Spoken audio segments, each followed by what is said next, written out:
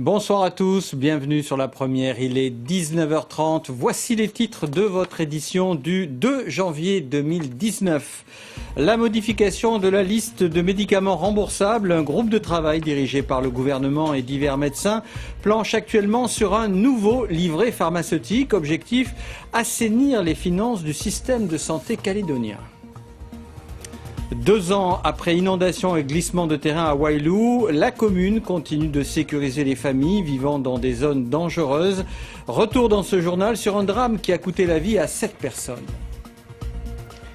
Le feu d'artifice de la ville de Nouméa, 20 minutes de pur bonheur dans le ciel calédonien. Sur une bande-son pure vintage, la foule était au rendez-vous. Madame, Monsieur, bonsoir. Modifier la liste des médicaments remboursables, c'est une réforme en passe de s'installer.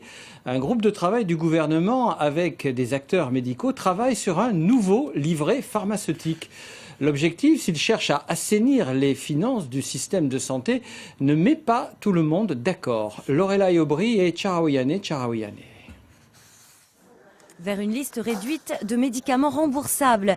Issue du plan de santé d'Okamo, une nouvelle mesure du gouvernement entend restreindre le choix en pharmacie. Toutes les spécialités et tous les types de médicaments sont concernés, des anti-inflammatoires les plus ordinaires aux hormones de croissance, en passant par les pilules contraceptives. Cette liste, par exemple, recense tous les médicaments liés aux problèmes hormonaux pouvant faire l'objet d'un retrait.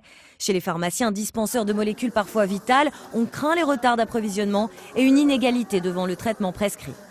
Il s'instaure une médecine à 2 vitesses, c'est-à-dire qu'on va être sur un livret thérapeutique où il y aura 2-3 spécialités, 2-3 molécules qui représenteront la famille thérapeutique, mais quand on voudra sortir ou que le prescripteur voudra sortir de cette liste, en fait, le Calédonien devra payer. Je pense que oui, effectivement, il va y avoir des problèmes.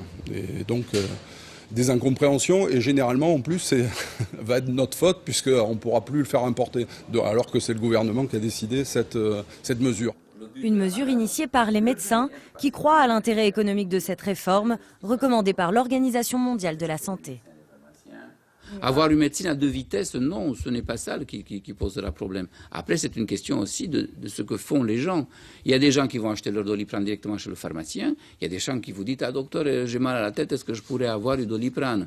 Donc effectivement, mis sur ordonnance, il est remboursé. Non mis sur ordonnance, c'est le patient qui le paye directement. Donc, dans l'absolu, les 2 vitesses existent aussi. Et après, vous avez des provinces qui remboursent, qui ne remboursent pas sur le même taux, qu'il y a des choses qui sont prises en charge, des choses qui ne sont pas prises en charge.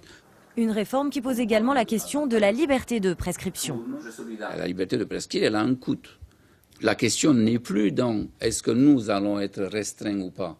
La question est de savoir si les patients vont le prendre parce qu'il est remboursé au tarif CAFAT et mutuel, il est moins remboursé ou pas du tout remboursé. Pour l'heure, impossible de dire quelle sera la valeur de l'économie à laquelle cette réforme peut aboutir.